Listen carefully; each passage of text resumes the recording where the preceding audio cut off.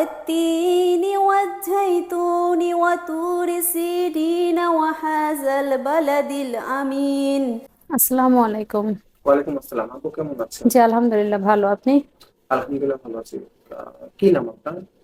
জি, আমার নাম সাবিনা ইয়াসমিন। দেশের বাড়ি কোথায়? ঈশ্বর গাজীপুরে। গাজীপুর না? জি, ঢাকা গাজীপুর। আচ্ছা আচ্ছা, ফ্যামিলিতে কে কে আছে? ফ্যামিলিতে আমি, আমার মেয়ে আর আমার মা। আপনি, আপনার মেয়ে, আপনার মা। জি। আচ্ছা আচ্ছা, আপনার বাবা কোথায়? আমার বাবা মারা গেছে। পড়াশোনা কতটুকু করেছেন? জি, আমি বিএসএস পাস। আপনার হাজবেন্ড কোথায়? ডিভোর্স হয়ে গেছে। কেন? আসলে এটা তো একান্তই মানে একটা ব্যক্তিগত ব্যাপার। ডিভোর্স হওয়ার কারণ একটাই যে আমার অসহায়ত্ব। আর বাবা ভাই না থাকার কারণে অনেকটা নির্যাতন, সে অনেক নির্যাতন করতো, শারীরিক প্লাস মানসিক। এটাই আর কি। প্লাস ওনার একটু সমস্যা ছিল বলতে, একটু চারিত্রিক সমস্যাও ছিল, পরশ্রী কাতর ছিল সে। আচ্ছা আচ্ছা আচ্ছা। এটা এই আর কি। মেইন প্রবলেম আমার একাকিত্ব। আমি যে এতিম, এটা তার একটা বড় প্লাস পয়েন্ট ছিল যে না, কোনো নির্যাতন করলে আমার তো কোথাও একটা যাওয়ার জায়গা নেই বা কিছু, এটার উপর বেসিস করে সে আমাকে অনেক কিছু সহ্য করতে হয়েছে আর কি। বাইরের মেয়েদের সাথে তার অনেক একটা খারাপ সম্পর্ক ছিল আর কি। এটা যখন আমি জানতে পারছি আর কি, তখন সে আমার উপর আরো অমানসিক নির্যাতন শুরু করছে। তারপরে আর কি আচ্ছা আচ্ছা, মেয়েকে নিয়ে আমার লড়াই। আপনার মেয়ে কিছু করতেছে? আমি ক্লাস 5-এ পড়ে। কি পরিস্থিতিতে আছেন? মেয়েটাকে নিয়ে আসলে একটু প্রবলেমের ভিতরেই আছি, কারণ আমাদের ডিভোর্স হয়ে যাবার পরে যে ওর বাবা, মেয়ের যে একটা দায়িত্ব, সে একটা দায়িত্বটাও সে নিচ্ছে না আর কি। একটু হিমশিম খাচ্ছি আমি। আসলে আমি এখন একটু করুণ পরিস্থিতিতেই আছি। আমি বেশ কিছু টাকা আমি ঋণগ্রস্ত হয়ে গেছি। এই আর আমি যে একটা জব করব এখন, ব্যাপারটা এমন হয়ে গেছে যে আমি যে একটা গার্মেন্টস যে জব, এটা আসলে আমি দ্বারা সম্ভব হয়ে উঠতেছে না যে মেয়েটাকে রেখে জব করব বা কিছু, এটা আমি পারতেছিও না। আসলে আমি মেয়েটাকে নিয়ে একটু কষ্টেই আছি, দিন যাপন করতে অনেক কষ্টই হয়। আমি বেশ কিছু টাকা আসলে ঋণী হয়ে গেছি, প্রায় 50,000 টাকার মতো আমি ঋণ হয়ে গেছি। আর আমি তো আসলে মেয়েটাকে নিয়ে এখানে ভাড়া থাকি। মানে সবকিছু মিলাইয়া খুবই কষ্টে আছি আর কি। কত টাকার আহ মতো ঋণ হয়ে আছে? 50,000 টাকার মতো ঋণ হয়ে আছি আমি। আচ্ছা আচ্ছা আচ্ছা। মেয়েটাকে নিয়ে আসলে আমার স্বপ্ন, ওকে আমি মাদ্রাসায় পড়াবো। এখন আসলে স্বপ্ন আছে কিন্তু আমি আগাইতে পারতেছি না, যে আমি একটা সহযোগিতার হাত তো আমি পাচ্ছি না আর কি। কি হাতের কি কোনো কাজ টাজ জানেন?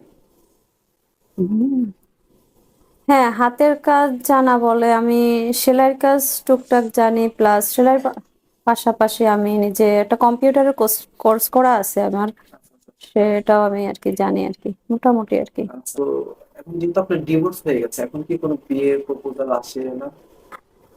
একটা কষ্ট থেকে আমি বেরোই আসছি। বিয়ে নিয়ে আসলে আমি এভাবে এখনো আর কি ভাবি নাই, ভাবতে পারতেছি না আর কি এখনো। অথবা এখন যদি ভালো কিছু ভাগ্যে রাখে বা হয়তো চেষ্টা করব বা কারো হাত ধরার, বা আমার মেয়েটার দায়িত্ব যদি আজকে কেউ নেয়, আমি চেষ্টা করব।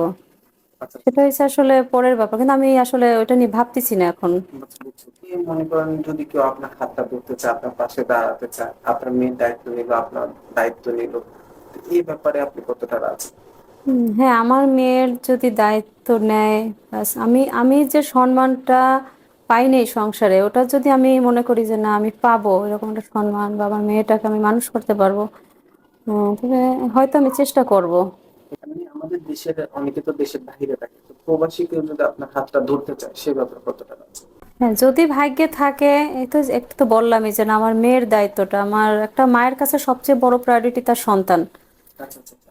এখন আমি যদি মনে করি না আমার সন্তানটাকে নিয়ে প্রত্যেকটা মায়েরই স্বপ্ন থাকে তার সন্তানকে নিয়ে, যে আমিও তো চাইবো না যে আমার সন্তানের লাইফটা আমার মতো হোক, তাই না? আচ্ছা আচ্ছা আচ্ছা। আর একটা লাইফ গড়ার ক্ষেত্রে কিন্তু আসলে একটা আম, মানুষের সাপোর্ট দরকার, এবং টাকাটা তো যেন অবশ্যই দরকার, এটা ছাড়া তো আমি পারবো না।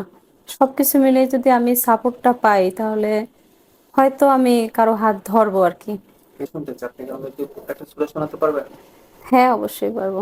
আউযু বিল্লাহি মিনাশ শাইতানির রাজিম। বিসমিল্লাহির রহমানির রহিম।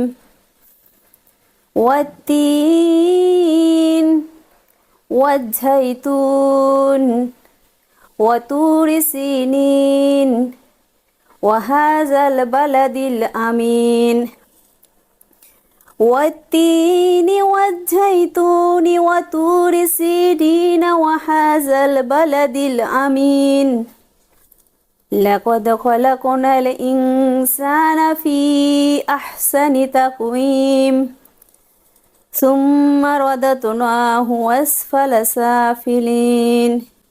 আপনার সাথে যদি কেউ যোগাযোগ করতে চায়, আপনার হাতটা ধরতে চায়, আপনার পাশে দাঁড়াতে চায়, তো আপনাকে কিভাবে যোগাযোগ করবো? আপনার কি ফোন আছে?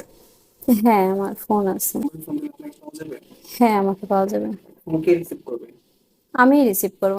আমার বাচ্চাটাকে নিয়ে আসলে খুবই কষ্টে আছি। যদি আমাকে কেউ একটু সহযোগিতা করতো তাহলে আসলে আমি আমার বাচ্চাটাকে নিয়ে একটু বাঁচতে পারতাম আর কি। এটাই আমার চাওয়াই, এটা যে ওকে নিয়ে যেন আমি আমি যে ফাইটটা শুরু করছি এটা যেন আমি আগাইতে পারি, এবং এটার জন্য আসলে কারো সহযোগিতা ছাড়া আমি পারতেছি না।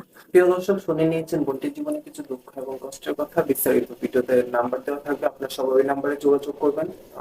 আপনাদের কাছে একান্ত রিকোয়েস্ট যে আপনার বোনটিকে সহযোগিতা করবেন, কারণ উনি খুবই সমস্যার ভিতরে আছে। এটাই আপনাদের কাছে একান্ত রিকোয়েস্ট, মানুষের পাশে থাকবেন। আজকে এখানে বিদায় নিচ্ছি। আসসালামু আলাইকুম ওয়া রাহমাতুল্লাহি ওয়া বারাকাতুহু।